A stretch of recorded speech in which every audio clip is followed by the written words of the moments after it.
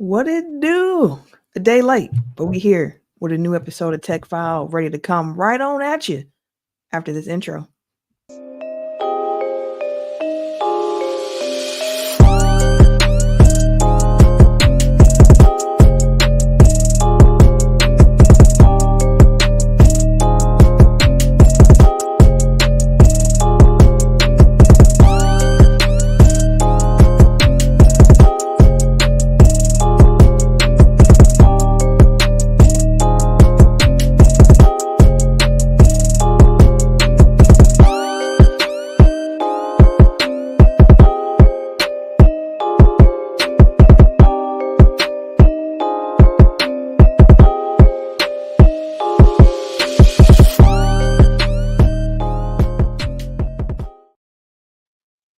Welcome to episode 341 of Technical File, the sports podcast you never knew you needed. And it's your boy TIMKINZ, the number 3, aka Ass Ketchum, aka Mr. Give It To Me. What up, though? It's been a while. Y'all ain't heard my voice in a minute. Y'all gonna get all these words today. I'm the RJ. Only known as the RJ. And I'm Camille, point guard of the crew, the real life Tifa Lockhart, the girl next door, holding it down for all the women who love sports. Not joining us this week is Kay Harris, the gentleman. So make sure that y'all keep him in your thoughts and your prayers and all of that good stuff as we roll forward. We will not be playing the game that needs a name, but I do still have some housekeeping for y'all this week. If you have not already, please head over to the YouTube and hit subscribe. If you're watching on YouTube right now in this moment, make sure you like the video, drop some comments, all that good stuff. Helps with the algorithm, helps other people find us, and helps the show grow. So we definitely need y'all to get up on that. When you see the links for the show and everything like that, feel free to share it. Audio link, share it with a friend, put somebody new onto Tech File, as we like to say. Show us what that word of mouth do. We really appreciate it. So, all that being said, we got some topics to discuss this week. Of course, we're going to lead with the NBA playoffs, some recaps there. Playoffs. Talk about some wrestling, a surprisingly good PLE that just took place this past weekend with Backlash.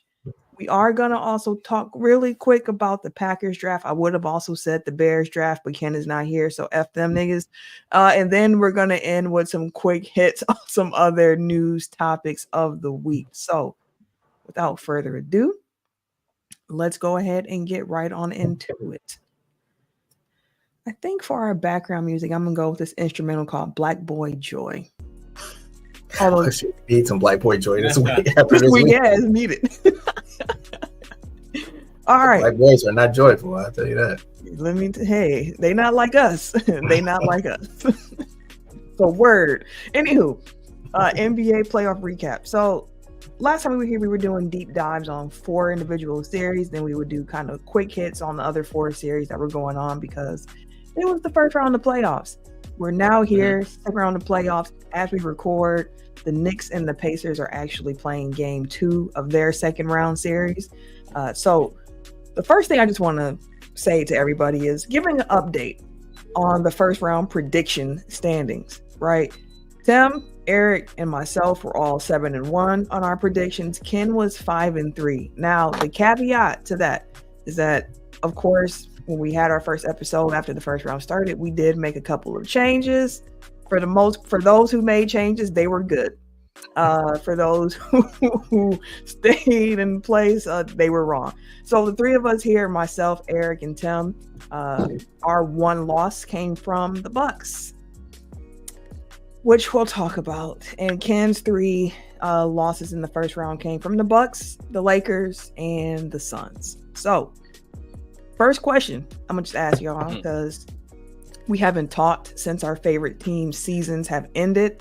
Another year, another no NBA finals for the Tech File, no Tech File finals.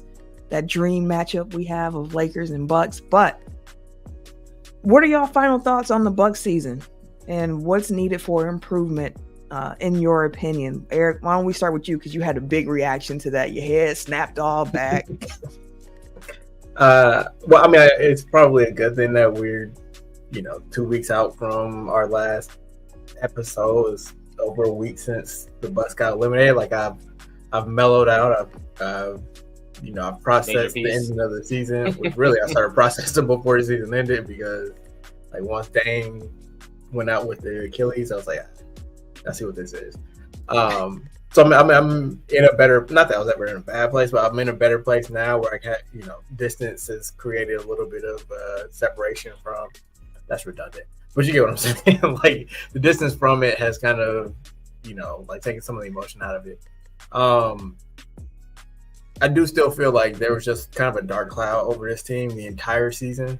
I've said it numerous times on this show. I just feel like it wasn't enjoyable to watch from start to finish. Like I maybe cumulatively enjoyed 2 weeks of this season, if that. And that didn't change in the playoffs. Like I got one day to feel really good about this team. And then after that, it was like, they came out with low energy, low effort in game 2. Then game 3, they fought. I was proud of like their performance, but Dame wound up getting hurt near the end. Chris's heroics couldn't quite get us through to the end. Game 4, Bobby does some dumb shit and gets ejected, which really puts the team behind the 8 ball. But again, they fought. Game 5, they won, which, again, like that, it showed resilience, which I was proud of. And then game 6, they just didn't have enough. I feel like, Chris was out of gas. Dame didn't really have it. And then they kind of unraveled at the end, namely Beverly, Patrick. I just said a lot of words. How do I feel about this team? It would be nice to know what team you're gonna have going into the season. It would be nice to have an entire offseason to kind of plan around Giannis and Dame. It'll be a good offseason to know like who your coach is, what you're expecting, what they expect from the players, what the players expect from them. Like hopefully there's a lot more synergy between the roster and the coaching staff this year. I'm expecting some changes on the coaching staff. So we'll see like who Doc can kind of import from his past. Sam Cassell, I'm looking at you. Bring back Darvin Ham. Right. That one his boy, though. That's Giannis' boy. So like hopefully, some they have some input put there. But they need to get more athletic. They need to get younger. Like that was made very apparent with the way the Pacers just kind of ran them out of the gym in 4 of those 6 games. And just get healthy. Like it's not off to a great start. Like the Nastiness towards Achilles today, which get well soon. But like just get healthy, rest up. Hopefully, like they make it through next season and get healthy at the right time and can actually go on the playoff run. Yeah, Tim, how about you? I feel like this season was a shit show.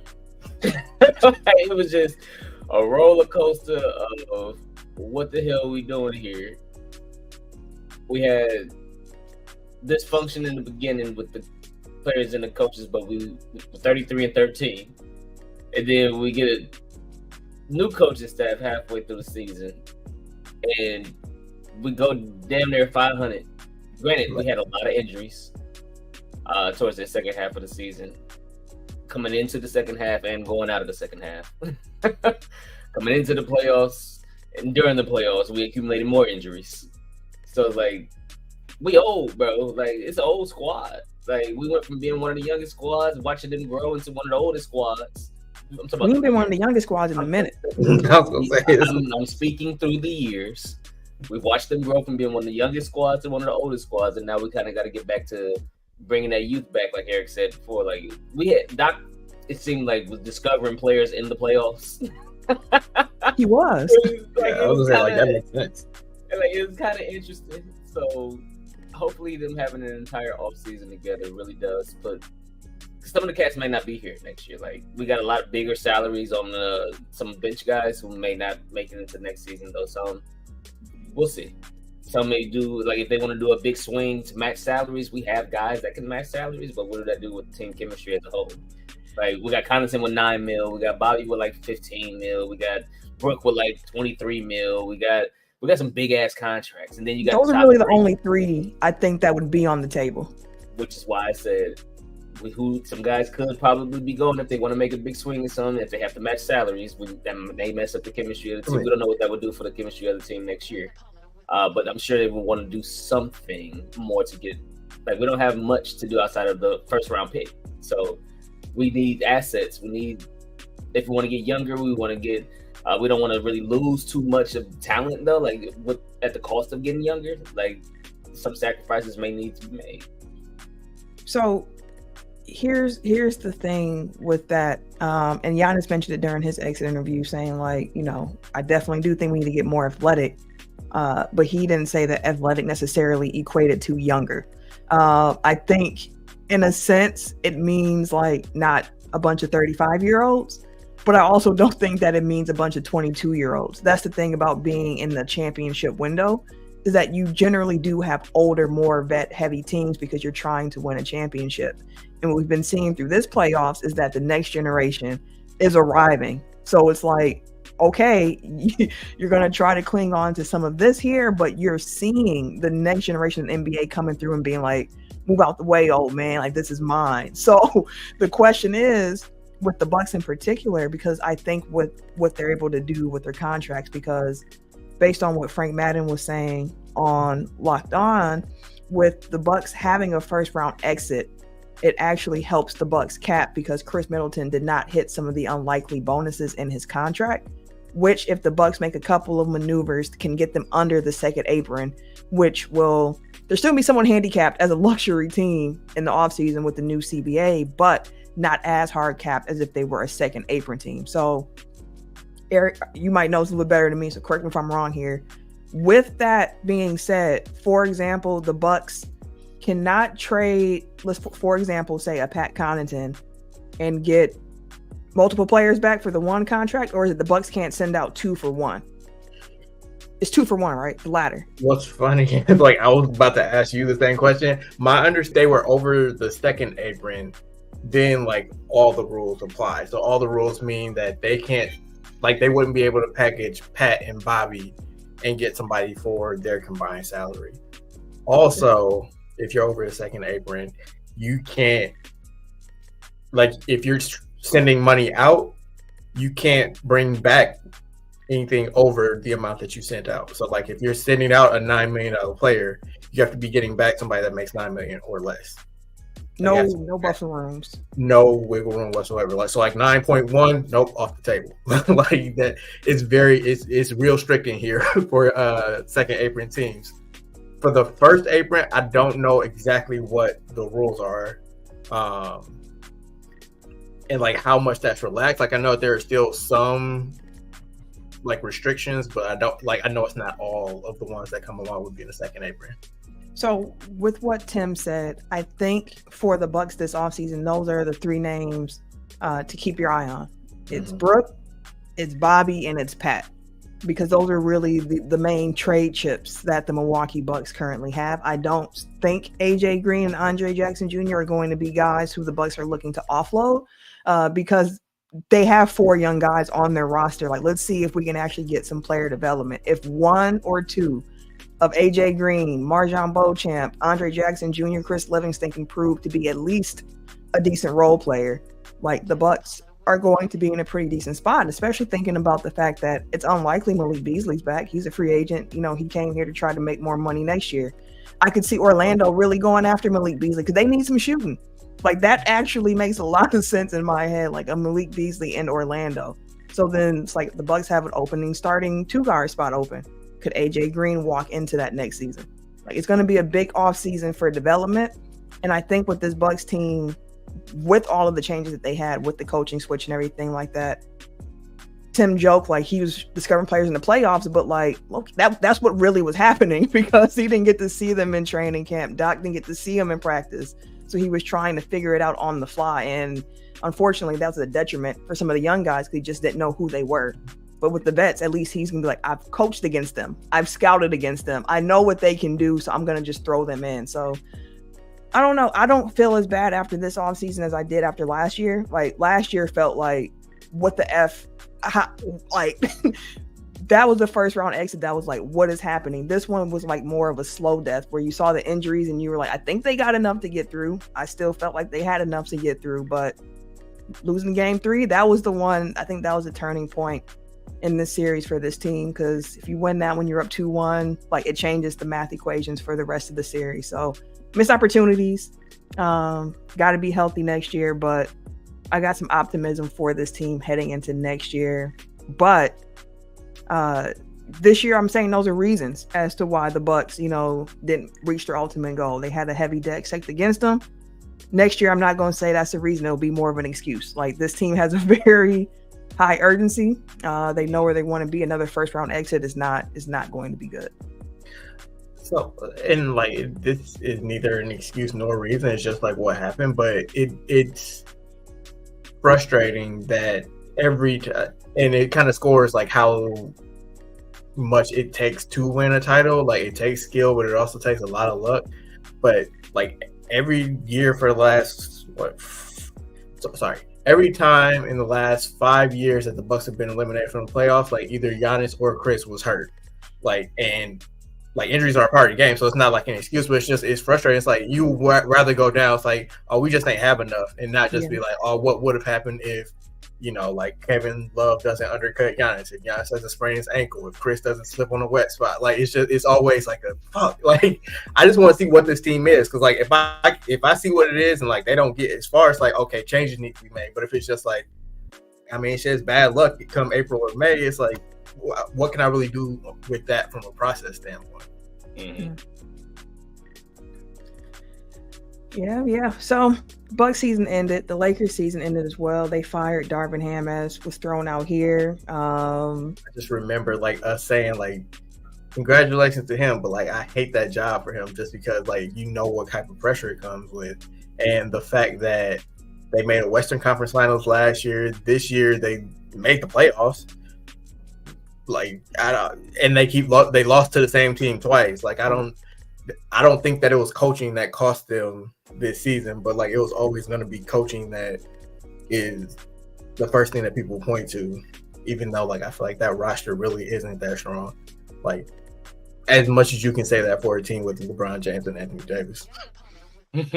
I mean, first time head coach walking into that job is difficult. I said the same thing about Adrian Griffin coming to Milwaukee. Like those are hard first time coaching positions to walk into. So all the hoopla about JJ Redick being interviewed for the Lakers head coaching job, I'm like, I get it, but like, do you really want to go the route again of a first time head coach? I wish Kim was here because I would ask him how he felt about Mike Budenholzer as a possible guy landing in LA, but we'll have to wait another week for that.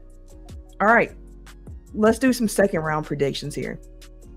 And then I'm also going to ask you, sir, for some prediction here when we come back next week, Tuesday, what the series record will be. So let's first start with the series that I think has gone in a way that nobody quite expected, and that's the Timberwolves and the Nuggets series.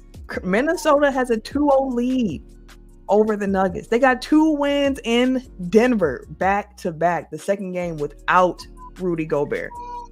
Like, that changes the dynamics, because going into the series, I was like, I think the Wolves will win this series. I felt like the Wolves were uniquely constructed to be able to throw some things at Denver that other teams can't, by virtue of them having the 3 bigs and also having some good wing defenders.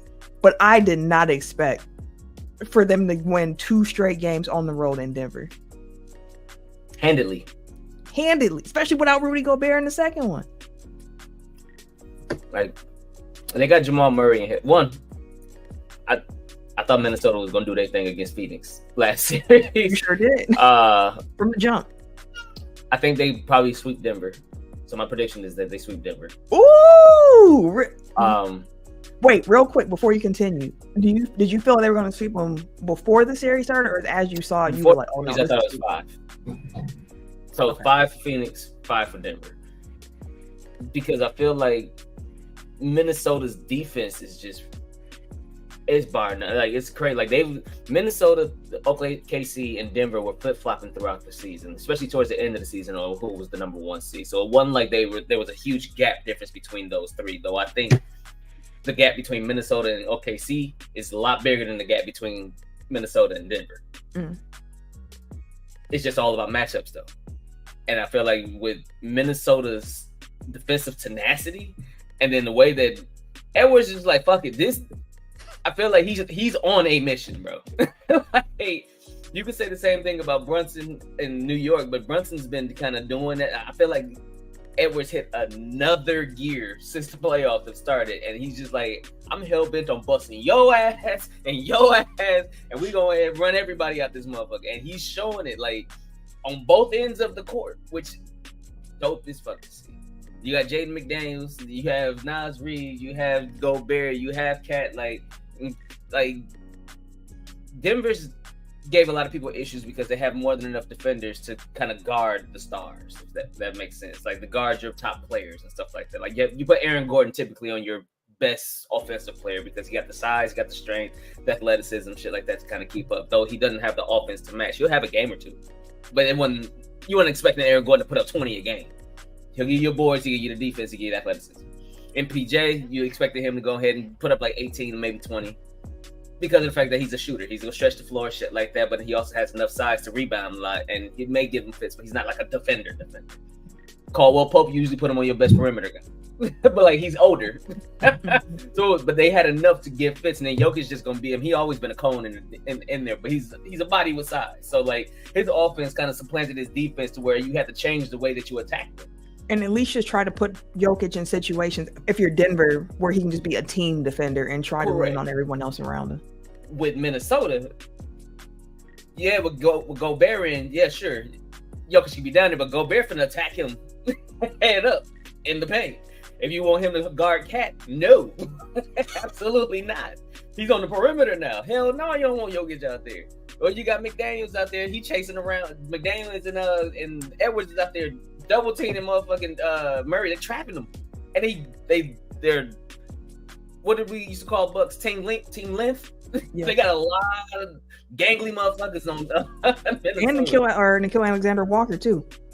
So like, and then you still got Connolly too. Like they have cats across the board that you don't get like two strong defenders and everybody else like, okay, just be cool and we be all right. No, they have 5 to 6 to 7 across the board. Like everybody, you have to be on your job. KCP ain't finna get no wide open looks like that. No, he ain't finna go ahead and knock that shit down. Like if they wanted to just man up on everybody, they could if they wanted to and give everybody fits.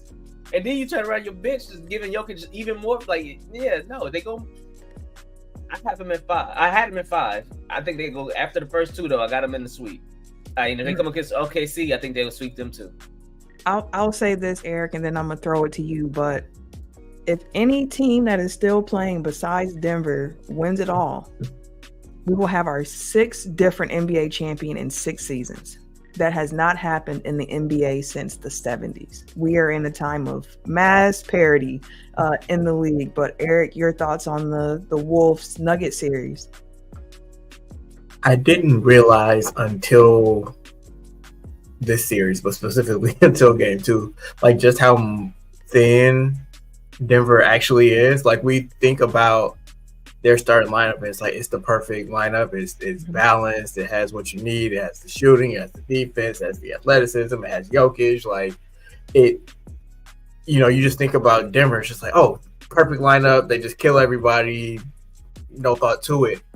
And then I realized, I'm like, their bench is Christian Brown, Jackson, Christian Brown, Peyton Watson, DeAndre Jordan. Like they don't really go that deep. And I didn't realize like how much they were missing Bruce Brown and Jeff Green from last year's team until like you see like the Timberwolves release the hounds on them and just like, like turn up the pressure. And it's like, 1, they're getting beat the fuck up. 2, they're getting gassed because they have to expend so much energy, like trying to get past, like these long athletic defenders of Minnesota. And then they especially don't have that much in the way of ball handling. Like even with like it's Murray, Jackson, and Jokic to a degree. Like everybody else, like I don't want them like really handling the ball like that. So again, like if Jamal Murray is getting pressured 94 feet and getting frustrated and like starts throwing the ball around, like Jokic is uncharacteristically turning the ball over. Like it's a lot of pressure on those two guys specifically, Reggie Jackson, if you want to throw him in there. And then beyond that, it's just like it's tough, and it feels like Minnesota is kind of suffocating them slowly, or like the highlights are the highlights, but like it just feels like a boa constrictor, just like slowly like wrapping its its body around Denver in a way that you haven't seen any team be able to do over the last 2 years. Yeah, and Denver it's Jokic and it's Murray. Like that's what drives this team. Like I read an article on Athletic and it was talking about college centers, but they were calling centers like Jokic hubs on offense. And I love that terminology. Like you're a hub, like we can run things through you this way. And again, the Timberwolves can throw 3 different bigs at Jokic throughout the game. They have unique size to deal with him. So if you can kind of get him off his game or try to make him more into the scorer, because we've talked about Jokic and part of his genius is that he doesn't tend to make mistakes. They're making him make mistakes. And on top of that, Jamal Murray can't hit the other side of a bucket right now. Like the shot is broke. He can't just be a volume shooter. Like in the playoffs, he's known for being an efficient volume shooter, and he has not been efficient. In game 2, he shot 3 of 18 from the field. Like he didn't shoot well in the Lakers series either. If we're like you can tell he's hurting. Like he's dealing, I think, with a calf injury at the moment. And in the Lakers series, people didn't really talk about it as much because he hit 2 game winners. It was like the shots weren't falling, but he hit the ones that matter. And in this series, 2 games in, he is 9 of 32 from the field in this series. Like, not gonna do it. That's if Jokic and Murray don't get it, that's it. Like that's it for Denver. Just to double back, but seeing Minnesota's performance this year kind of gives me something to look forward to with the Bucks next year, where it's like like they make the big move. The first year it doesn't really pan out. The second year they can kind of pick up the pieces that they need, or like just develop chemistry and camaraderie, and then next year 2 they come out like gangbusters. So fingers crossed. But I spent all my time talking about like what Denver's doing wrong, but I do want to give like my flowers to the Timberwolves because they are beating them. It's not it's not at all a situation where Denver's losing these games. Like they're getting beat bad. Like, and like you guys said, it's just like he's on a mission right now.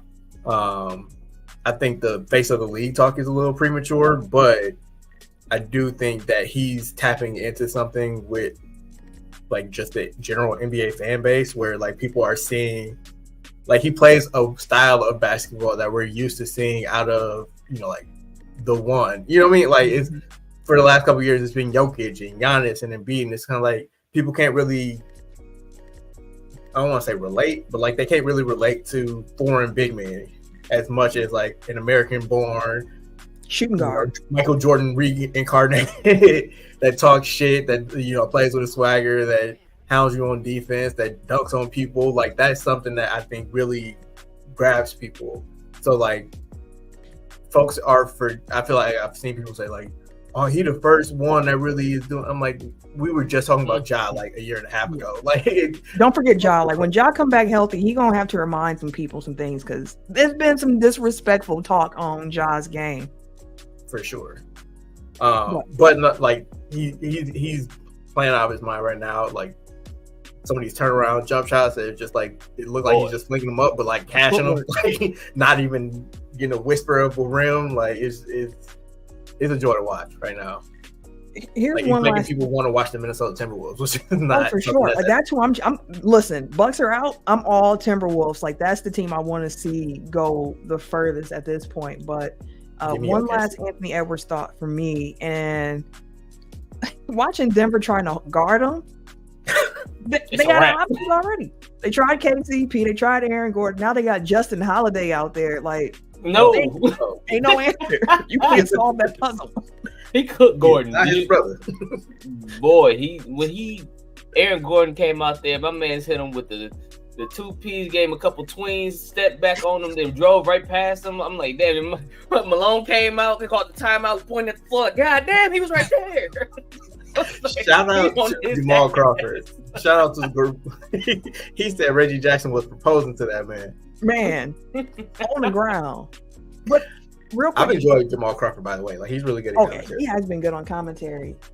On the Anthony Edwards Face of the League thing, one thing about him too is that he has charisma, and it was clear to me how much charisma he had when I watched Hustle. When I was like, no, this kid is different. He's different. But all the Tech File got the Wolves winning the series. As Tim mentioned, he got him in 4.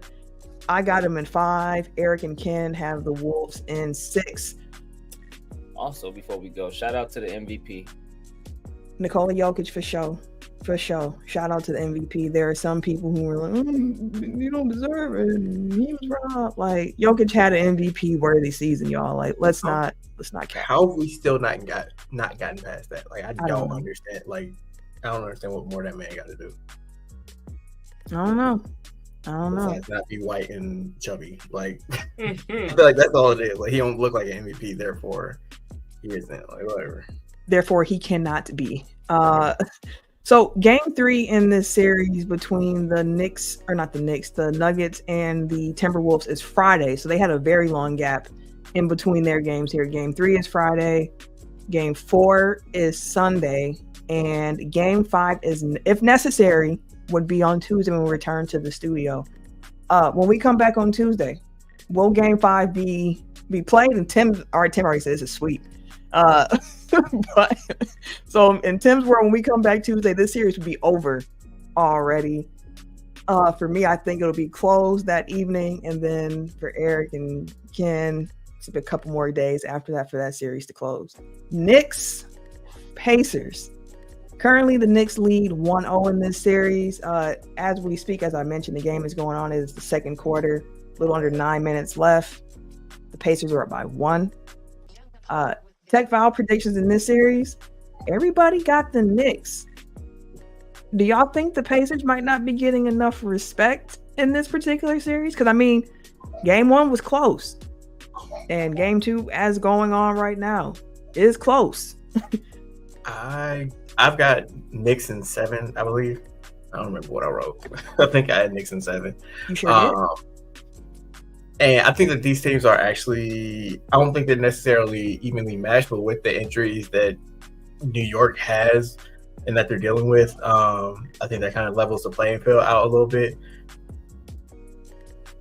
I think what gives them the edge is that Tyrese Halliburton isn't 100%, and the Knicks have home court advantage. But, like, for me, it's kind of a toss-up. Like, I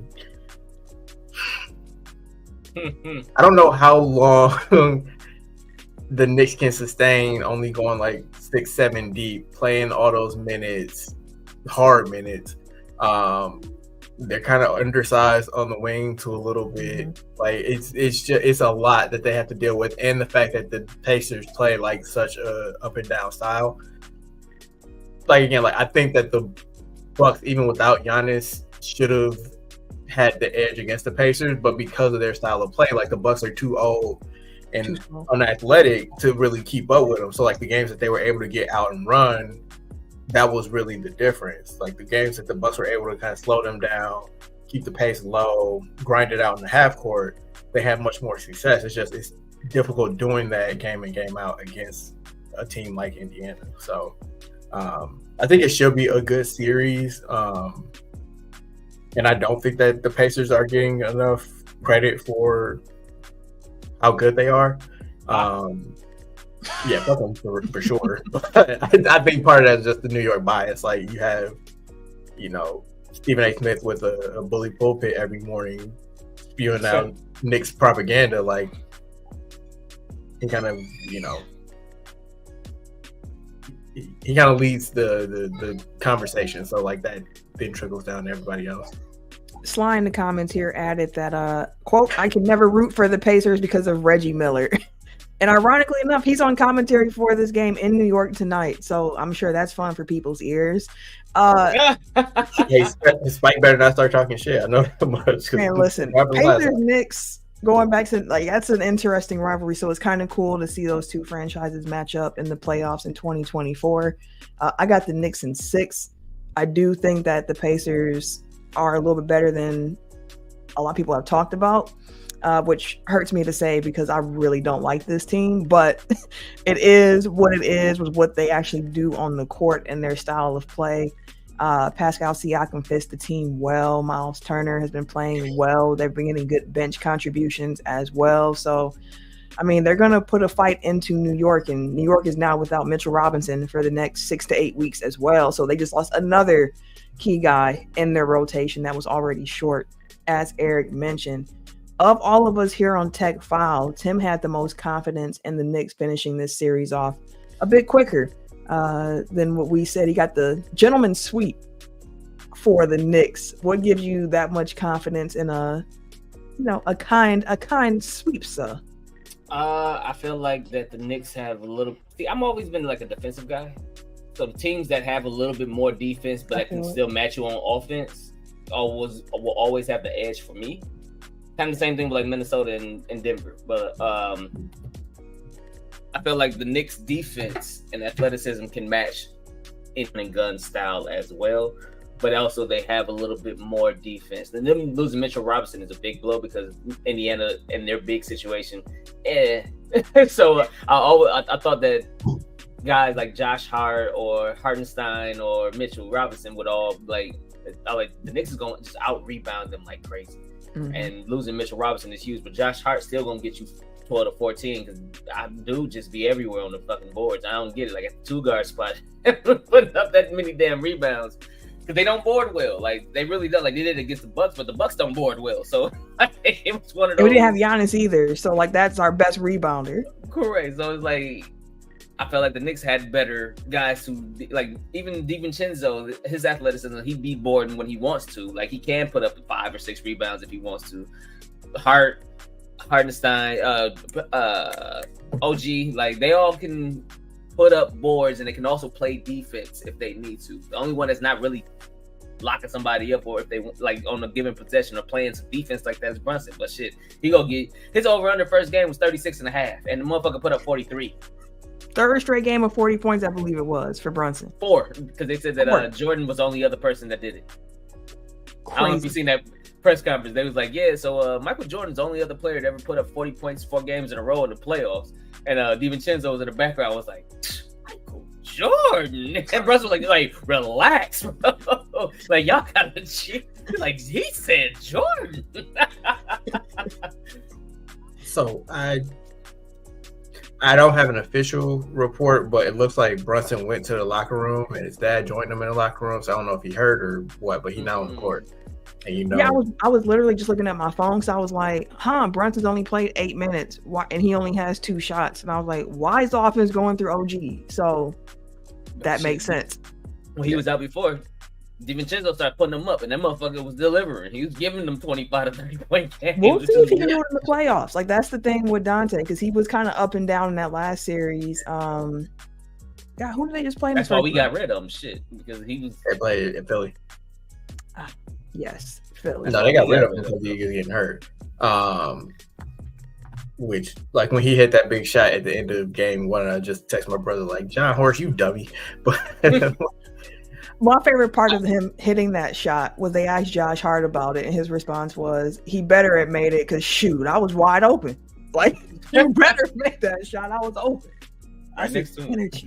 I love it. Josh Hart is the type of role player that every championship team probably wants. I wish the Bucks had a Josh Hart. I'm sure every fan base wishes they had a Josh Hart on their squad. Nas Reed. Don't get me started on Nas Reed again, man. You know how I feel about Nas? All right. But like the Knicks are winning through the power of friendship. Like I know it'll never happen because the Knicks and the Nets don't make trades, but like we gotta find a way to get Mikal Bridges there. Like they was on his ass this season. They was like, "Hey, you out here looking like Squidward in the SpongeBob meme, and look when Jordan's playing outside, bro. Like, come on over." I think they're free agent after next year too. we'll have lots of time to talk about it, but there are rumors and rumblings about the Knicks apparently keep an eye on Devin Booker this offseason, which that's an interesting backcourt combination with Brunson and Book. I don't know if that's a really Tom Thibodeau backcourt, but hey, we'll talk about that later.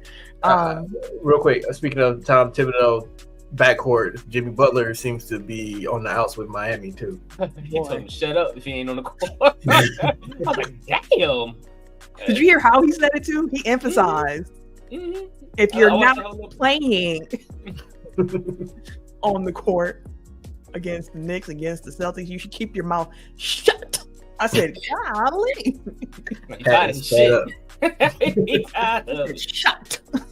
I said, that reminds me of Chappelle's Black Bush, where he like, if I ain't had no arms, y'all shut the fuck up. Shut the fuck up. Pat was not playing. I don't know how that's going to go this offseason with the Heat and Jimmy wanting a max extension. Like, he said he ain't trading them though. He not trading for draft picks. He gonna want a star back. Interesting thing to think about. Okay. Mavericks and I'm sorry. When we come back next Tuesday, Game 5 will be going on. So everybody thinks the series will still be happening on Tuesday, with Tim believing that'll be the last game of the series. But this Jalen Brunson injury might change all of those dynamics. Either way it goes, whoever wins, I don't have them beating Boston. So there is that. Back to one quick thing before we move on from this series. I saw a thing that it like compared the ticket prices of Madison Square Garden versus Gainbridge, whatever the Pacers place is called now. They're saying like for the same like middle of the row, like lower bowl ticket in MSG, for that same amount, you could fly to Indiana, get tickets to the game, stay in a hotel for like a weekend, and fly back all for like the same price. It's just, cost of living. That sounds about right. Because the Garden is part of the experience. You're paying for the Garden, and it's New York prices. So it's New York. New York it's prices. Gonna be expensive as fuck. They're, irrationally excited about this team. So yeah, I'm sure that's one of the hottest tickets in the city. Oh, for sure. Mavericks Thunder. This is a series. This is the first series here where we have a split amongst us hosts here. Tim and Ken have the Mavericks in 6. Eric has the Thunder in 7. Thunder in 6. I have the Thunder in 7. So we got 2 Thunders, 2 Mavericks for this particular matchup here. We got game 1 down already. The Thunder lead 1-0 in the series. I thought you were saying something. All right. Oh, no, I just said smoked them. They did. Eric, I'm going to start with you. Why the Thunder in this series? I mean, the simple part is, like, I think they're a better team. Like, Good answer. Like, two, like, Luka seems to be compromised, so that's a big part of it.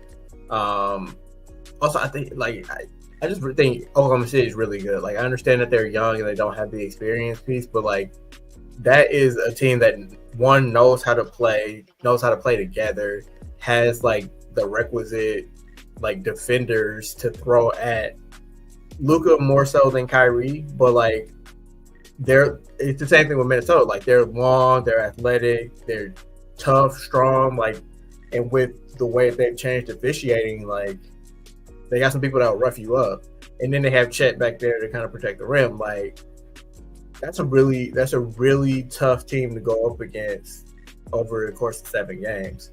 Not to mention, like, the way that they attack the basket on offense. Like, it's just drive after drive. It's like drive, kick, kick 3. Like, it's Shea being able to pretty much take anybody off the dribble, get to a spot, and rise up. It's Jalen Williams, who didn't have that great of game 1, but, like, you saw him go for a flurry in the fourth quarter and show you, like, what he's capable of. I know I'm getting ahead of myself, but if we get Thunder and Minnesota in the conference finals, like, I can't wait to see Anthony Edwards against Lou Dort, because, like, that's going to be a battle. Yeah, I don't know. I just think they're a really good team. And like you guys said, like you riding for Minnesota the rest of the way. Like give me OKC. Oh, well, really I like that. definitely hope that the Thunder win this next series and the Timberwolves win there, so we can have some gang beef on the pod. But no, I'm with you on the Thunder in that regard. I just think it's a team that's better connected. Now, one thing about Dallas, I think going into the matchup, I think they have an interesting roster because they're a really long team as well. Like Denver is big, or not Denver. Dallas is big. Like they have a lot of long guys on their team as well. So I was wondering how the size might impact them for the Thunder. Because one thing we know about the Thunder is that like teams that tend to be bigger than them tend to have a bit of an advantage, especially when it comes to rebounding. In game one, Thunder smoked the Mavericks in rebounds, and I was like, "What's happening here? Like this ain't even supposed to be where That's why I had to go in 7 because I thought it was gonna be a back and forth. But to your point about Luka's health as well, like if he's not right, it's gonna be difficult. But I can see why someone would pick Dallas in this series, especially how they played in the first round against the Clippers when that defense was really clicking. They were getting guys involved. Kyrie is exploding in the second half. All that being said, Tim, what was it about the Mavericks that gave you confidence of picking them in this series over the Thunder? I think they needed a slap in the face game one. But Gafford usually has a really good games against the Thunder. And for some reason, Jason Kidd decided to really not play him the second half of that game. My man's almost I think he had a double-double almost by the end of the third quarter. He did. And fourth quarter, he almost didn't touch the floor. Don't know why. Mavs, and then all of a sudden, Thunder goes on a run, and they get smoked. Start losing the rebound game, offensive rebounds, defensive rebounds, second chance points start happening. Like, it's interesting. I don't know if Daniel said something to him or pissed him off, told him, "You old elbow head busting ass nigga." Like, I don't know what he told him that he had sat him down in the fourth quarter, but Kid wasn't fucking with him. And it's like, the last like 3 or 4 games against the Thunder has had really good. He had a game where I think he had like 18 and 19 or some shit like that. Like, play your best players, bro. And I feel like maybe after that happened, this would be one of those instances where kid like, okay, maybe I should keep him in the game a little bit longer. You make adjustments. It's the playoffs. You make adjustments as you go. They haven't had any answer for him, and I feel like since the Mavericks got Gafford as well, they've been a little bit of a different team as well. Like, he's helped them tremendously since he's arrived in Dallas. So I know some people might be like, Gafford, like he's made an impact since he got there. Yeah, like they've made a big difference for that Dallas team since they've gotten there, and he would be a big difference in this. One player can change the whole face of his basketball, so it's only 5. So that one player could really make a big impact on how the game is going. So I feel like if he plays his best players like he's supposed to, it'll probably be a little bit different of an outcome. So we'll see how that goes. But that I also have faith in like the way that they've been playing a lot lately. Like, I know it took them a little bit, but like towards the end of the season and like that first round, Dallas really like the synchronicity started being there. What is it? The stick-to-itiveness, yes, started flowing. And even though Luka's been hurt the whole playoff so far, Kyrie is just like, don't trip, bro. I got you. You do what you can do at your pace like you normally do. But if you need it, like, I'll score. Don't even trip. I'm gonna bust all of their ass like I normally do. So I feel like Kyrie gonna kick in. But you were the main one talking about Jimmy Harden and playoff P. Like that might be a byproduct of just playing the Clippers. Nah, Jimmy Harden and playoff P was because no, them niggas have earned their names throughout their careers. I'm not saying they did. I'm just saying like you judge it like what the Mavs game done in the playoffs so far because like they played them. Nah. Yeah, I mean, granted, they was gonna show up, but also like from the Mavs, just the way that they were playing. Like, I feel like that they were playing a lot better in like recently, to where it's like, okay, Luka, I feel like trusts his players a little bit more. He trusts Kyrie a little bit more. Kyrie tried to trust him a little bit more because, like you said, last year was the first year they was together. They both kind of did their own thing individually. Mm-hmm. Kyrie's one of the best ISO players in the league. Luka's one of the best ISO players right now. It seems like they kind of feed off each other a little bit better now. And like I said, adding Gafford to them, like Kyrie throwing lobs to Gafford or like shit. Pretty much they set the Mavs up to be Lob City for him. helps him out tremendously. They got athletic bigs that can roll, yeah. Yeah, and they be throwing that bitch. And you got Derrick Jones too, like you can go and get it. And he played defense on both. Like I like the Mavs squad. Like still fuck Jason Kidd, but I like the Mavs squad. Like to where I feel like that. You said what? I was gonna say like, and that's another thing too. Like I feel like the Thunder have the coaching edge big time in this series. One thing I'll say about this series, and we can move on. Tim Hardaway Jr., he has not been playing well for a stretch here. If Tim Hardaway Jr. can have himself some games, he will be an X factor for this team because, especially if Luka is hurt, they're going to need another wing player to kind of carry some of that scoring load. And that's something that Hardaway Jr. has not been able to consistently do for a little while. It's a big slump for Mr. Hardaway. So if he can pop, that's going to be a big difference for them. As we were sitting here talking about this series, we did see the update about Jalen Brunson. Doesn't seem like he will be back in this particular game. And if he is somebody who can't go for the Knicks, changes the dynamic of that series considerably as well. Something to keep an eye on. It's a segue into the next point. But Boston Celtics, if y'all fail to make the finals this year with the path that you have had and will have going forward, it's never going to happen. That's a fact because the Cavaliers and the Celtics are the fourth playoff series here. We all got the Celtics in this one. Tim got a sweep. The rest of us were kind and said gentleman sweep, except for Ken, who thinks is going 6 for some reason. I don't know what faith he has in the Cavaliers here, especially with Jared Allen's injury, especially with Donovan Mitchell looking like, I'm tired, boss. Can someone please help me? Meanwhile, I know Boston doesn't have Kristaps Porzingis, but they just put out Horford starting lineup instead. Like, they have so much talent on that squad where I'm sorry to Cleveland, the defense has been great, but outside of Donovan Mitchell, the offense has not been consistent. Like, Garland be disappearing, boy. That's the series where I'm like, when it be on, I'm like, I guess I'll turn it on. But it's like, I am not, there was nothing exciting for me in game one. I'm sorry to say it. It's just when you know in your heart of hearts what the outcome is going to be, and then you're watching the game and there's not much resistance, it's not exciting. If they had Jared Allen, it'd be a little bit different. But again, one player can really change the dynamic. Like Jared Allen, defensively and rebounding wise, would give problems for two. I mean, like shit. Again, the rebounding, the second chances, and the blocks, like the interior, like the paint. Like, granted, Boston is a live by the three, die by the three team right now. But I feel like the players on the perimeter have a little bit more. I'm gonna go attack a little bit more. If they get by me, we know Jared is down there, and without him down there, and they know Evan Mobley's down there, they're like, I kind of got to play it just a little softer. 3, like damn.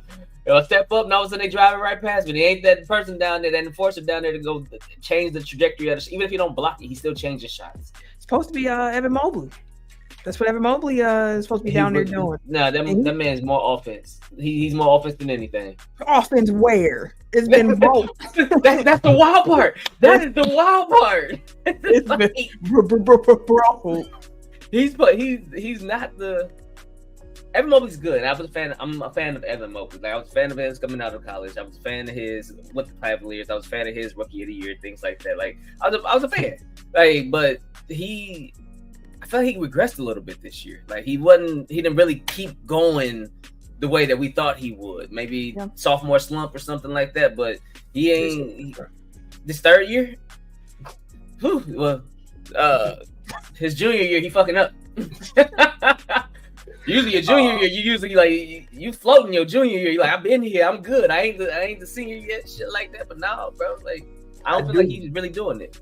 Yeah, I do wonder if the Donovan Mitchell acquisition has kind of like stunted the growth of everybody else on the team, just because he takes up so much of the usage on offense. Like, you kind of have to play a different style. Like, Mobley hasn't really had the room to stretch his game as much because he's playing against like a ball dominant guy. Like, same thing with Garland. Like, part of Garland is also like he's been hurt. Mobley's been hurt too. Like, so like they haven't really had the continuity that you would want.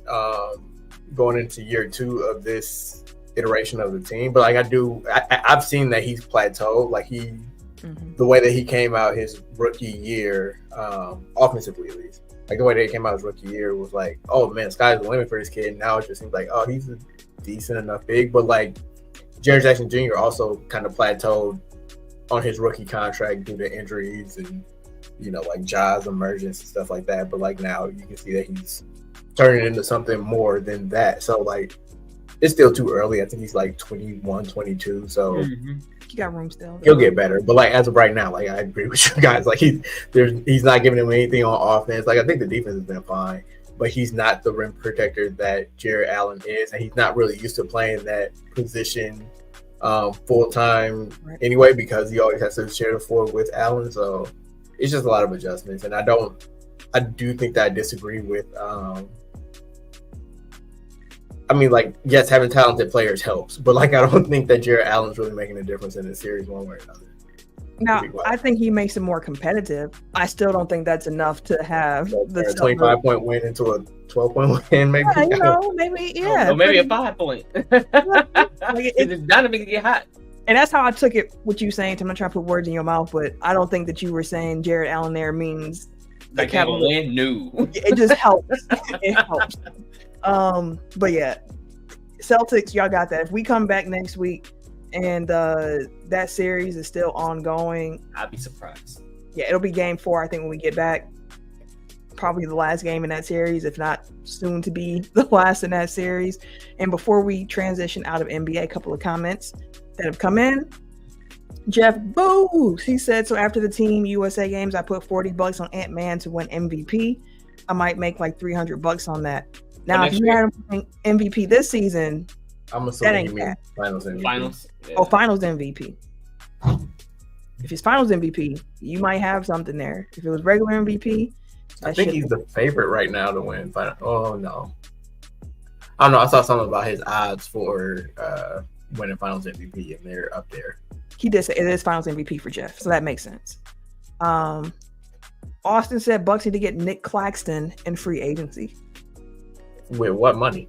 I don't know if he's gonna sign on the vet men. And also, I don't know if that's the type of day that they need, but they need. That's the thing, like building around Giannis, like you have to be thoughtful in like the players that you acquire, especially like a big next to him. You need somebody that can shoot, and that is not Nick Claxton. Yeah. Oh, he's saying trade Brooke. Okay. I don't. Austin, what we gonna do if I'm saying your name wrong? I apologize as well. We talked about the Bucks a little bit earlier. We will spin the block on some more Bucks off-season things and some coming up episodes, but Brooke is definitely a trade option for the team. I'm not sure if that is a trade to get Nick Claxton in, but I think he definitely is on the board. And Mark just said, sorry I'm late, which it's all good. Mark, appreciate you being here. Shit, we late too, Mark. I mean, one of us will. No, we a whole day late. No, I mean, shit, a weekend, a day late. Yeah, if we really want to be. All right, let's talk some wrestling here. WWE had their Backlash PLE this past weekend, and it was a 5-card event. Going into it, I don't think any of us were necessarily like super geeked about the card, but we were like, oh, you know, some things on there could be interesting. Like, we'll see how it goes.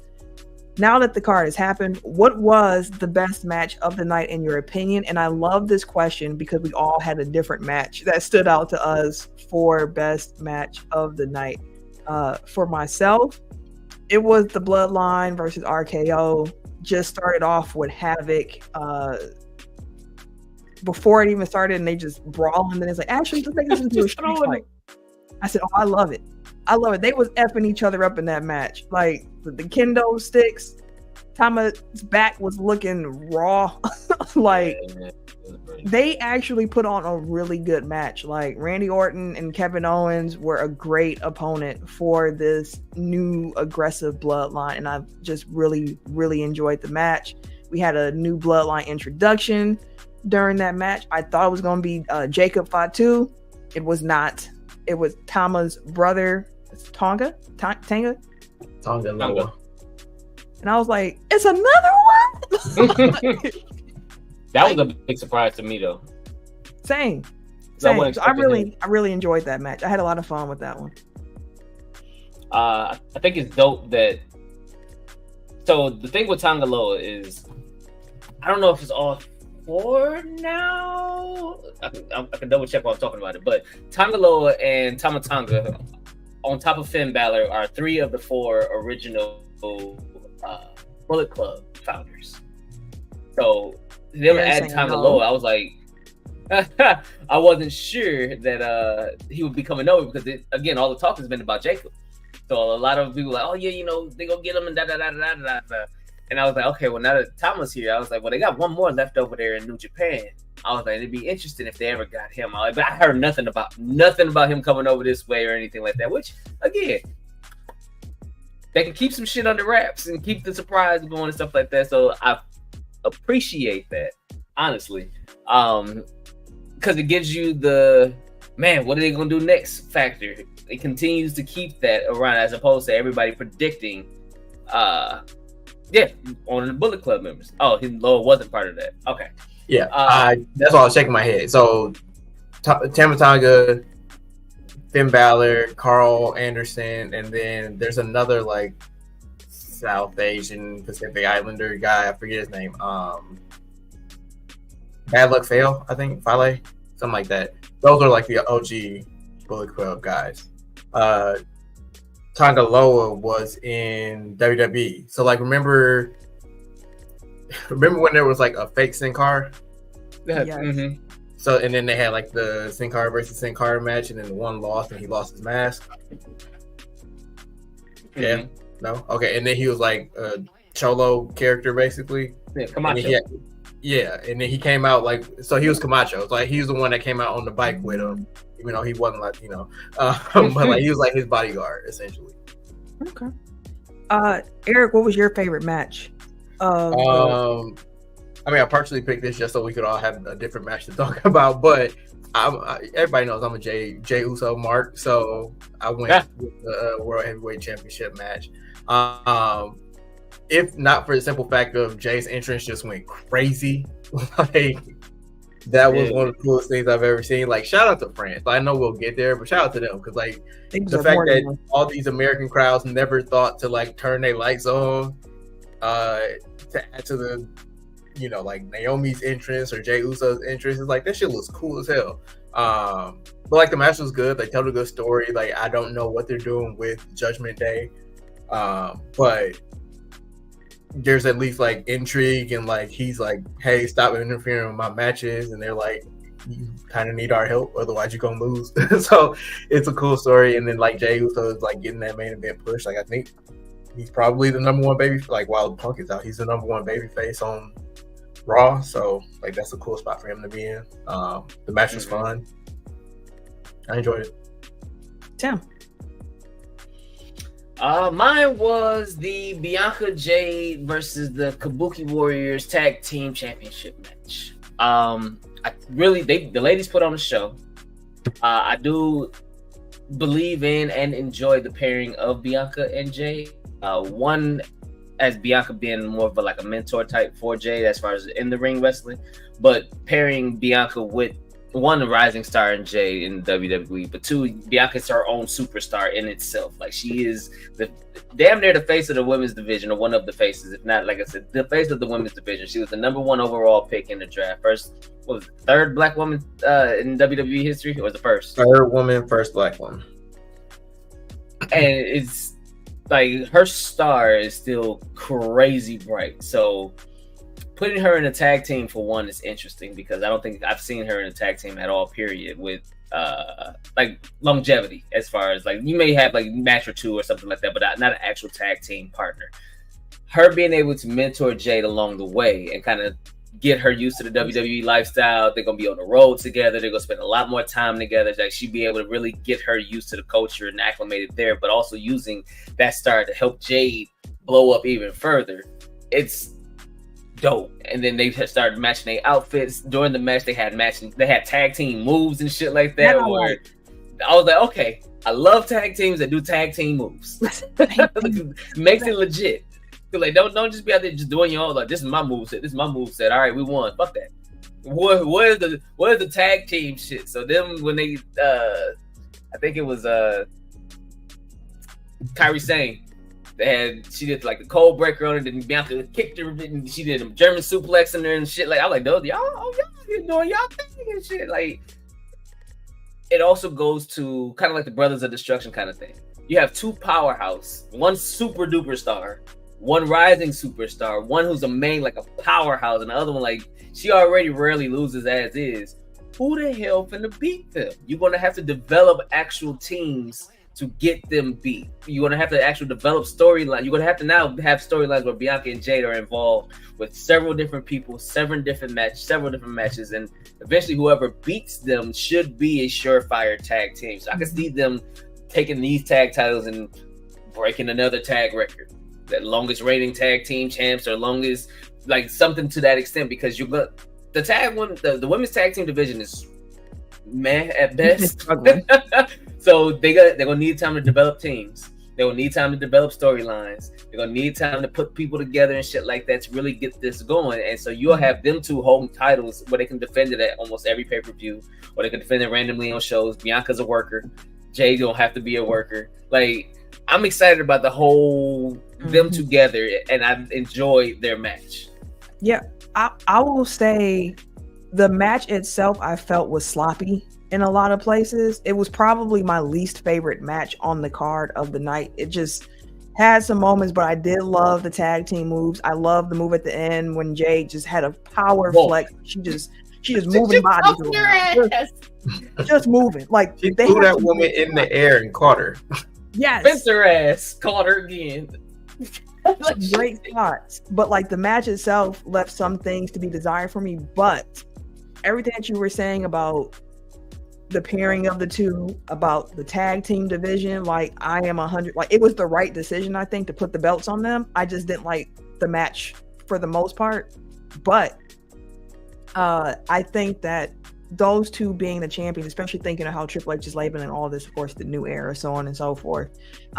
That's a great women's tag title championship team to work around, to be bouncing between two shows, because like we said, that division's been struggling, the women's tag team division. So having some legit champions, I hope it gives them more time to develop rivalries, especially since they can jump between shows. So like you can go to NXT, you can go to SmackDown, you can go to Raw. Like I like that aspect of it.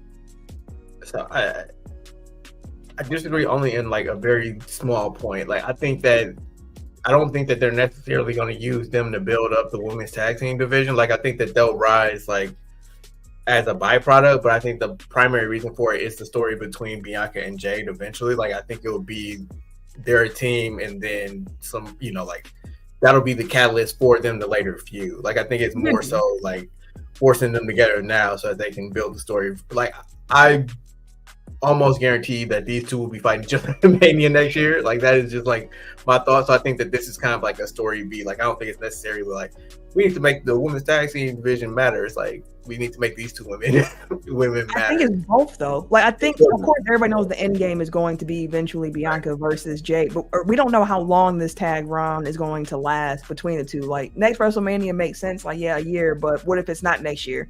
What if they're still women's tag team champions at Wrestle? Like we have no idea how long this is going to go. And I loved Jade in the press conference saying like, when everybody saw me coming here, they initially just put the two of us against each other. Like that's where everybody's mind went first, Jade versus Bianca. But we developed a friendship. Like we are so excited to be and of course that can all be part of the storyline going forward. But I think there is some genuine sentiment in that notion of like we enjoy working together, like we are having fun and we're going to try to do this as long as we can. And if you can do that while setting that up, but also trying to bring some more shine to this division and try to create some interesting storylines for some of these other tag teams, like it's a big win, and that division needs that as well. Like you don't want any belt to feel like it's just there. Like they all should feel like they have some type of substance, and they got a lot of work trying to build that one back up. But with them bouncing between three shows, I think they'll have enough to make it interesting until we get to the eventual feud. Yes, sir. MVP of Backlash was the crowd unanimously amongst us here. I've never seen a crowd like I've never seen somebody sing Randy Orton's theme song. I've never seen the crowd so loud. The cameras bouncing during intros. Triple H was saying he was in Gorilla and they couldn't hear each other in Gorilla talking because the crowd was too loud. Like, that French crowd put every American crowd to shame. Chicago, Philly, all the hottest cities. Like, I've never seen a crowd like that. It's like they saw Backlash last year and said, "Hey, Puerto Rico. Puerto Rico, hold my baguette." Like, we got this. Yeah, no, like the crowd was amazing from start to finish. Like Friday, they were crazy.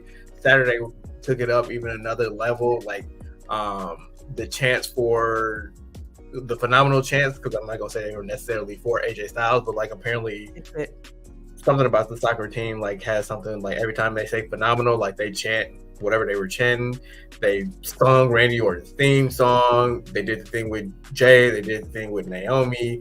They love Bailey in Europe for whatever reason. I mean, like, she's lovable, but like Europe goes crazy for Bailey. Who else had a good pop? LA Knight. LA Knight got like a damn near Stone Cold Steve Austin level pop. It was just like they were hot. Like, and whole time. I do appreciate. So like, I think there was a report like maybe 2-3 years ago where they were saying like the WWE was trying to go to more of an international PLE schedule. And like now we're seeing that come to fruition where I think only the big 4 pay-per-views this year are going to be in the US, or at least the ones that they have scheduled currently. Yeah, like, the next American PLE is SummerSlam, and that's in Cleveland. Everything else is international. Yeah. So, and like it exposes WWE to different audiences, and like you get to see different cheer styles. Like, you know, the Middle East is a little bit more tame, but like they have their own kind of like passion. You saw last year Clash at the Castle, or whenever that was, 2 years ago. They're going back again. They got Germany coming up, got Toronto coming up. Like it's I don't know. I think the expansion of WWE is only for the better. You know, Saudi Arabia deal notwithstanding. Yeah, for sure. One last question here. What are you most excited about coming out of this PLE as storylines continue to advance? For myself, it's the same as Eric, actually. It's that King of the Ring coming out of this, because it feels like the King of the Ring is they're trying to make it feel big again. And I definitely enjoy that aspect. Plus, the tournament bracket, it's some really good matchups. That's what I'm enjoying about the King of the Ring, Dre. I'm like, hey, these it's some nice matches, bro. Like, it's some that we like. Yeah, those two would probably be a really good match. Oh wait, shit, they in the tournament together. Like even on Raw, who was it? Dragunov, Ricochet and Dragunov, yeah. Oh my goodness! And I was watching that match like, hey, like what is happening? Like, this is wrestling. Like, they put on a show, and that's one thing I've noticed too with this card and just on TV. Like, people are getting time to work. Like, the match, it's not as many like, okay, just 2 minutes, you go out here, do this real quick. Like, we're getting some people having time to put on matches for this King of the Ring tournament, for the PLEs, and having time to tell your story in the ring. Goes a great way into making it feel big. It's because Dwayne has got it there. He ain't taking up everybody's time and shit. Yapping for 45 minutes straight. In the palm of his hand the whole time he's talking to, just sitting there like, what else will you say? Hitting the wrap it up button, bro. Like, come on now. Yeah, no, I like you said, I agree. The King of the Ring, like, I think that one, Triple H is a former King of the Ring, so like I feel like that means something to him, and he wants to bring some of like the luster back to it. It is like a really good plot device, really. Like, it allows you to give another person some type of title, some type of accolade. It gives people more things to fight about, because it's like, if you're not fighting for a title, like, what are you really doing? So it's like it gives purpose to these matches that happen on a weekly basis. It puts the wrestling at the forefront. It isn't like the soap opera aspects necessarily. And yeah, like it's good matchups. Like it's interesting things. Like and now I think I want to say Gunther said it in one of his promos, but I think that they're doing where the winner wins a future title shot. So again, it's not just like you get the crown and you become like the king gimmick. It's like you actually are fighting for something that can benefit your career going forward, like a real tangible thing. So like it's another Money in the Bank. It's another Royal Rumble where it's like you are fighting in this thing for a prize that like elevates you to another plateau in your career. So that was my hope with this. Like I'm like, if you're gonna do something with it, make it matter. Then make it actually mean something at the end of the day. Like don't just Zelina Vega and Xavier Woods won it last year. Like so okay. Like neither one of them won the championship. Neither one of them really had an extended run outside of Vega and Backlash, but that was after Backlash. So it was like, okay. So make it mean something this time around. Absolutely. Tim, what are you most excited about coming out of Backlash? And then we can move into some quick hits here. I already spoke on mine, but pretty much the Bianca Jade storyline and feud and their run as tag team champions. I was looking up the longest reigning women's tag team champs. It's the Kabuki Warriors. They got them at. It's weird. They got them at 172 days and 270 days, but because they combined titles, wasn't it 2 sets at first? Yeah. That's right. So then the WWE recognizes 180 days due to a tape delay, which is still the longest. But they also recognize their combined reigns. Yeah, so because of the 2 different titles. So 270. So that's just under a year. So even if they wanted to play it out like Eric was saying for WrestleMania, they can beat that record and still wrestle at WrestleMania, I believe. A little bonus thing I'm looking forward to is CM Punk and Drew McIntyre. Like they are, like the fact that I think they so far have probably the feud of the year, and they haven't touched each other yet. Like, yep. Well, I guess they did. Punk tripped him and hit him Mania, but like they haven't had a match yet, and it's already the feud of the year. Like that's intriguing. They just keep talking shit to each other, and like they're finding different and creative ways to kind of keep them apart. Mm-hmm. But just missing each other. Like you can't do anything really, but like it's a creative way to do it. I'm really enjoying that. Like they're keeping it up on social media. Like it's really well done. It is. It's a fun feud when they haven't been able to really touch each other. No Diddy, but still make it interesting. So definitely agree with you on that. All right, really about quick. 2 weeks away from calling each other freaky fans. So to wrap up here, real quick, the NFL draft has happened since we last talked. Just a quick question here, since we're all Packer fans here. The Bears fan is not here this week. How do y'all feel the Packers did in the draft, and do you think that they still have any glaring positional needs for the team? I think they did really well in the draft. I think that we drafted into positions of need. We filled out the secondary. We filled out the linebacker spot. We got an edge rusher. We got a backup running back. Like a lot of the spots that we were that we needed some help on, and we lost players. No edge rusher though. Would have been. I thought we picked up a linebacker. He's good at blitzing. I'm tripping. But the linebacker that we drafted, I think second or third round. Yeah, we got Cooper in the second, and then we had got Hopper in the third. Yeah, Cooper is third. Cooper is going to be our other middle linebacker that we run around with Quay Walker, but I believe that he's really good at blitzing as well. So that's tripping out there. But we filled a lot of positions to where if there were questions, at least we got guys in there now, and we kind of got younger guys, but we also got guys that just from their college pedigree can play. Apparently, we got a steal in the cornerback, King, at the end of I think the 7th round.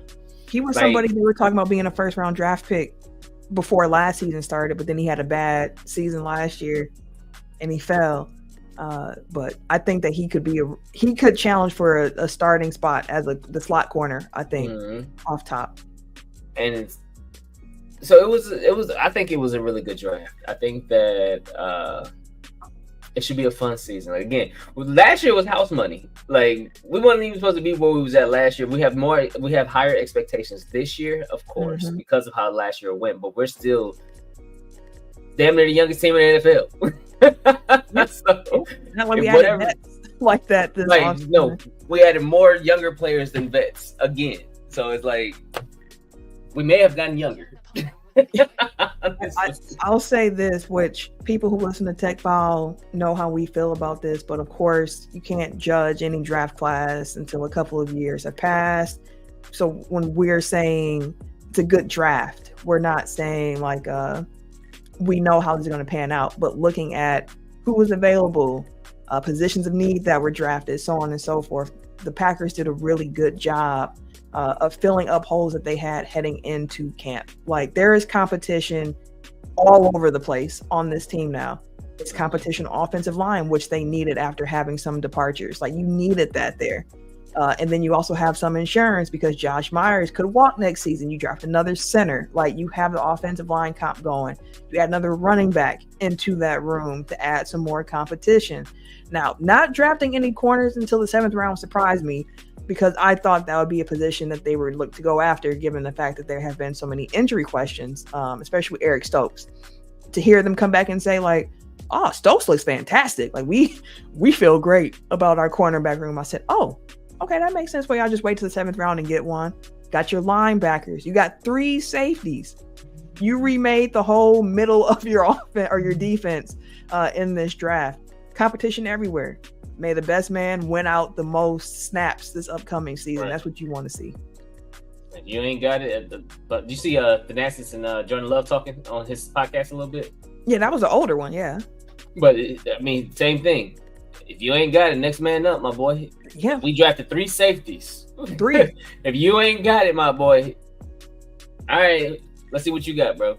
More bites at the apple too. I do like that approach of being like, we need this position, so we're gonna draft a few of them and see and hope at least one pan out. And they're all different. They all bring some different things to the table too. But Hafley is looking for versatility all throughout his defense. So a lot of these selections, I'm very interested to see how this looks. It's kind of like a Joker breaking the pool table stick. There you go. Figure it out. So I don't know the first thing about the draft or like if these players are any good. Like, I know what the Packers needed, and they seem to have drafted for those needs. So I'm happy, I guess, for it. The one thing about drafts that I've kind of evolved on is that people kind of look at these draft picks in a vacuum, where it's just like, oh, this is the best guy, so you passed on this guy, or this guy wasn't, rated in this part of the draft. And it's like, so much of this is fit and so much of it is opportunity. It's like, if you are drafting for a safety and the best quote unquote best safety on the board doesn't fit the type of defense that you play, like, it doesn't make sense to draft that safety for your team.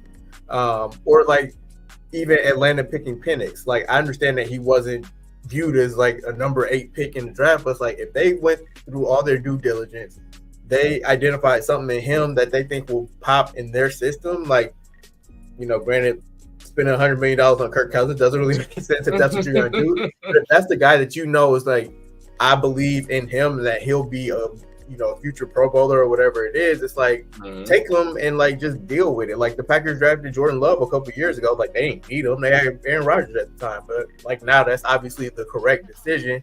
It caused some pain in the interim. Like, it made you divorce Aaron Rodgers sooner than you probably would have wanted to. But at the same time, it's like, it was the right decision for your team in that situation. And it's like, fuck what the draft board say, fuck what the projections say. Like, if you could have traded down to 15 and taken them, it's like, okay, but if somebody else also identified Penix as, like their quarterback, and they trade up to 14 and they take them, like, then you fucked up. Like, you know what I mean? Like, it's like, if you identify your guy, pick your guy when you have the opportunity to do so. Yeah.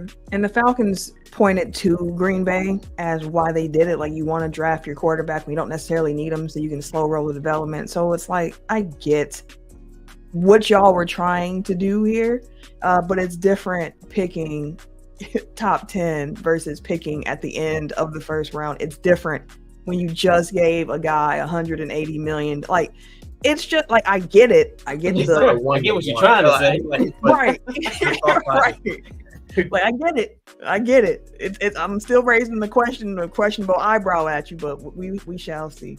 I think I had one more thing to say, but I forgot. So must not have been that important in regards to the draft, but very excited for football to come back around and see how these guys look once the pads really go on.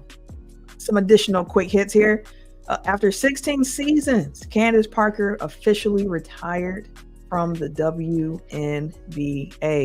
3-time WNBA champ, 2-time WNBA MVP, 2-time gold medalist, 7-time WNBA All-Star, 7-time All-NBA or All-WNBA first team, 2020 WNBA Defensive Player of the Year, 2016 WNBA Finals MVP, 2013 WNBA All-Star MVP, 2008 WNBA Rookie of the Year, and she was also selected on the WNBA 25 team. It has also been announced that she has been named was the head of creative for women's basketball at Adidas.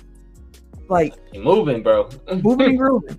Shout out to the Aces and Sid and them for putting their Retire in Peace video together. The way I laughed with them having Song Cry as the background in her locker and they putting stuff on it like teddy bears and edge control and liquor and crutches, like, hilarious, man. Hilarious. But shout out to Candace Parker, one of the greatest to lace them up on an excellent career. An excellent career. For sure. I hate that she ended her career injured, but I love that she ended her career with a championship. So that part. That Sly just said, I just fell to my knees again. Candace, why? That was like his favorite player. He's upset that he doesn't have a chance to see her again. And Jeff Boogs also added that he's going to be in Milwaukee tomorrow for the Brewers game. Have fun. It's what's up. Have fun. Are you tailgating, bro? You got to tailgate. Enjoy yourself. Get a couple burrs, some brats. You listen. One thing about whenever I go to Fiserv Forum for a Bucks game, I get a brat every single time. I don't know what kind of Johnsonville plug they got at Fiserv Forum, but them brats taste fantastic. The brat Zuka, I'd be like, pick me, hit me. Never me. But Mike Tyson and Jake Paul, we knew they were going to be fighting. It was going to be on Netflix and all this big hoopla about it. We found out recently that fight on July 20th is going to be classified as an actual sanctioned heavyweight professional 8-round fight. Like, it is going to go on their pro records. 2-minute rounds, 14-ounce gloves, officially sanctioned fight between Mike Tyson and Jake Paul. And with this fight being officially sanctioned now, the 31-year age difference between Paul and Tyson will be the largest gap between pro fighters in boxing history. Knock his ass out. Knock him out, Mike. Knock him out. I want to be singing that. I want to be singing wop, wop, wop, wop, wop. I want to, yes. Mike, fuck him up. Right. Let's get to it. I'm looking forward to watching that. Did any of y'all watch the Tom Brady roast yet? Not sure. I've seen clips. Yeah, it's on my list. I keep hearing about it. It's on my list. Roasts are always hit or miss for me, bro. Like, some of them be good and others you be like, I'm wasting my time watching this shit. So that was Saturday night? Friday night? I think so. It was the same night as the fight. Saturday, I believe. Yeah, Saturday. And I know it was the same night as like at least a song was released because it was very much a Two Americas situation on my timeline when it was like half of them were talking about like the Tom Brady roast, the other half was talking about Kendrick and Drake.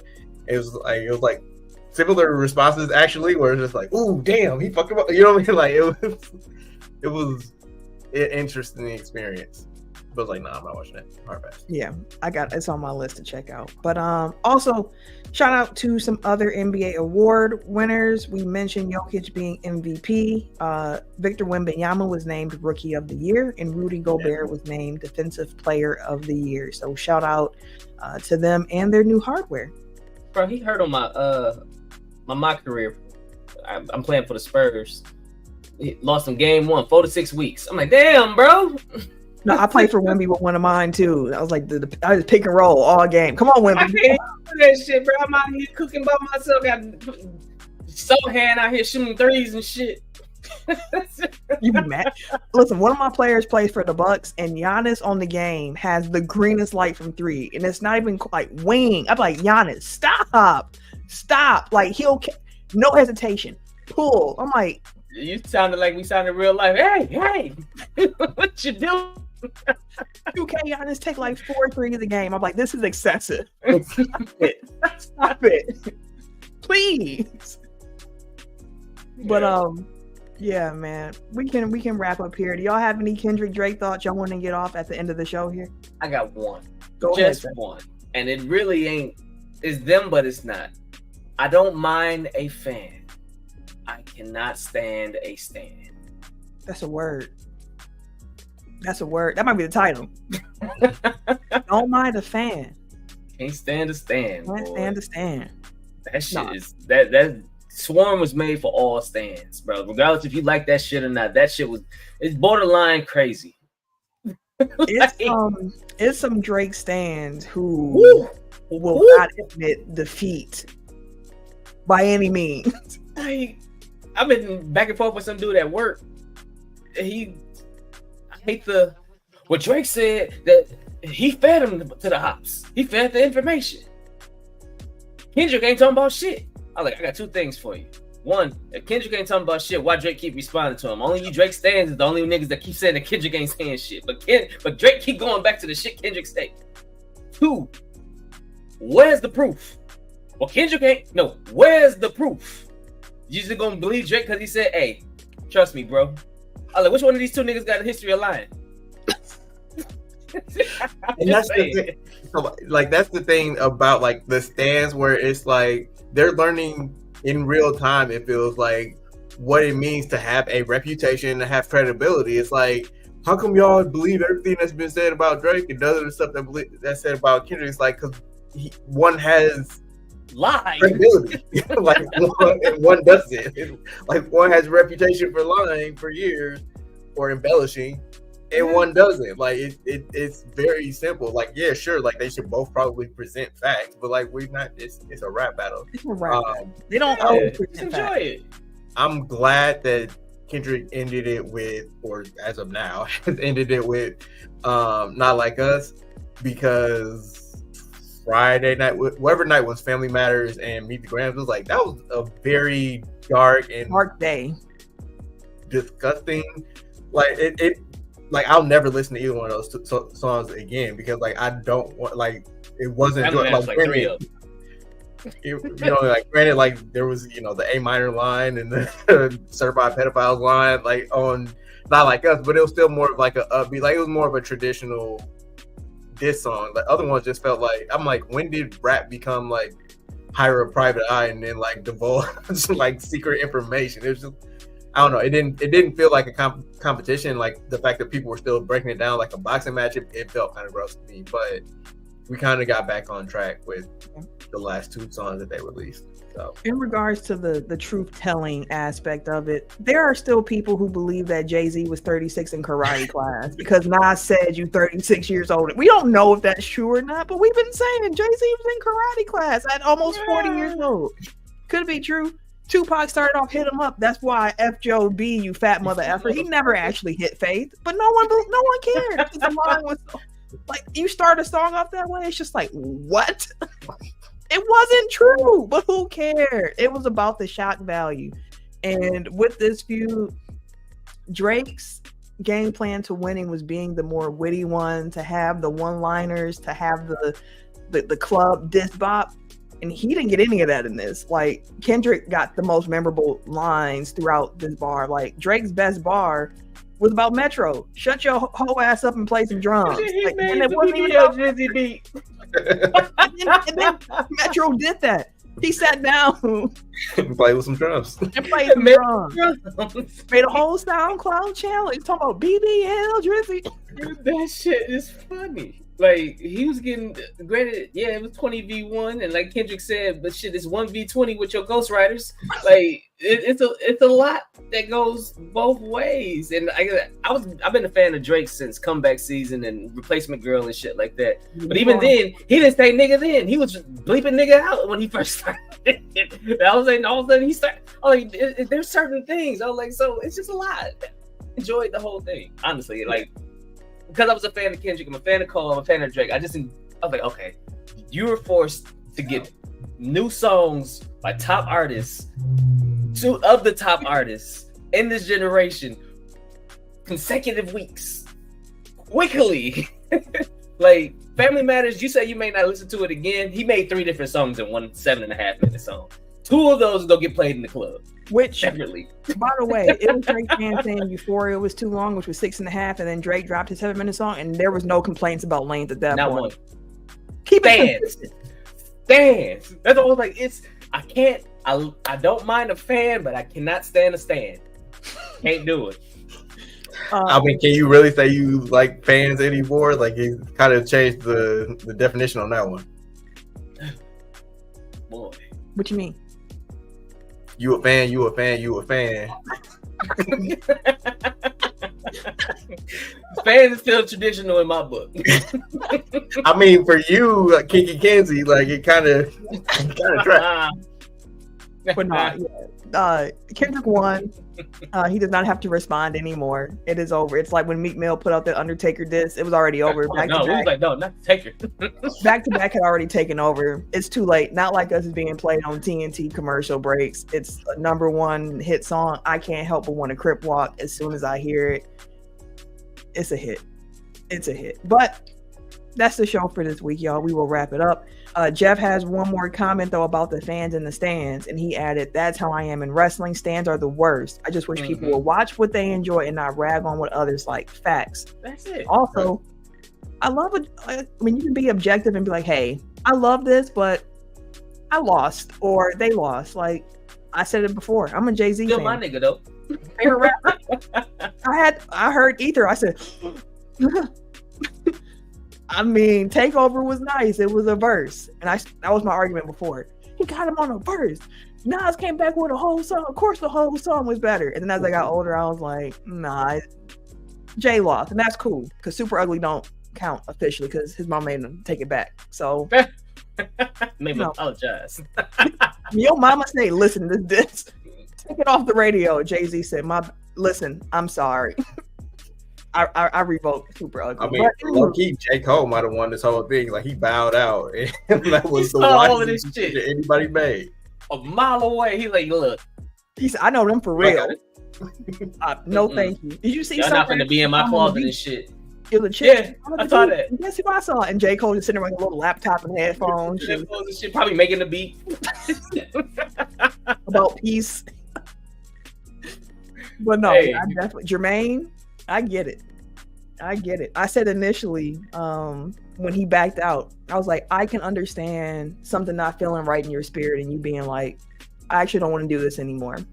So I'm not going to do it. I feel like somebody from Kendrick camp like tipped him off. Like, bro, this ain't about you. You don't want to get in the middle of this. Like, he hate that nigga. And this is not about to be a friendly competition. Like, this is what we got. This is where he going. So yeah, go in your closet too.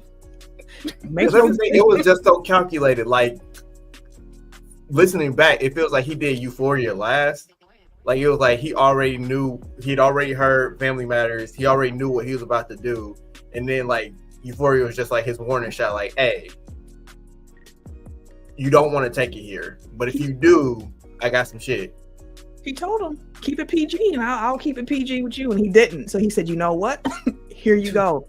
The fact that you dropped that shit like 20 minutes later. Into 20 minutes right after is great. The song may not have been better, sure. But the actual action of him dropping the diss, responding, and saying shit that you had in your last diss that's crazy, bro. Like we ain't seen no shit like that. also, like I fed you that information. Why would you feed him information that makes you look like an even more negligent father? First of all, you didn't respond to any, like, your first response was like, "What daughter?" Ha ha ha. On Instagram, it's like that's not the thing you should have been refuting. It's like of all the things that he said in Meet the Grams, like that was probably like the tamest one because you already got a pass for like hiding the kid. So like nobody really care about that. It was the other stuff, and it's like no, you ain't feed him shit, fam. Like you. That's what I'm saying. Where's the proof? Where's the picture of the ops? Where's the text message? Hey, package delivered. Where's anything outside of? Trust me, bro. It ain't happened. And listen, I think people also misunderstood when Kendrick was saying, we don't want to hear you say nigga no more. It's not because he's mixed. It's not because he's light skinned. It's because it's him. It's because it's him, and he does not feel he's authentically tapped into the culture enough to be saying nigga. He never said J. Cole, I don't want to hear you saying nigga no more. He beeped it out in his. Go back and listen to Replacement Girl. It's in the first bar, my nigga. I will. Because I ignored that nigga in his very first bar. Like, he didn't say it. Then all of a sudden, he started saying it. So Kendrick, like, go back to not saying it, my nigga. I'm good. Like, if you look at Drake when he first came out and Drake now, it's like he's co-opted this persona that is not the same as when he started. Like I'm not like he hasn't grown as an artist musically, so like I can't imagine that he's grown, you know, and like that's not him. It's never been him. It feels like he has on like a nigga suit. Like that's, you know, he zipped up his, ain't that what OJ said? He had to zip up his nigga suit a time or two. So it's like, and I feel it feels like he's putting on like a persona that's like this hardcore gangster rapper. It's like you right. Drake I like melody, the storytelling. you know, I love the storytelling. I love the flip flop. You talking to the women, shit like that. Ooh. What Kendrick say? I like when you singing melodies. I don't like Drake when he be acting tough. Yeah. But yeah, fun. It was a crazy weekend in hip hop. We had to get that in last couple minutes when everybody else already left. And you was here for the sports. We threw in Drake and Kendrick as a bonus, but we will wrap it up there. As a reminder, if you have not already, please like the video on the YouTube, share it with somebody. And we appreciate you for tuning in. We will be back next week. And if in the meantime, in between time, you want to follow me on social media, you can catch me. Wait a minute. On the Twitter and Instagram at Camille Monet, CAMILLEMONAE.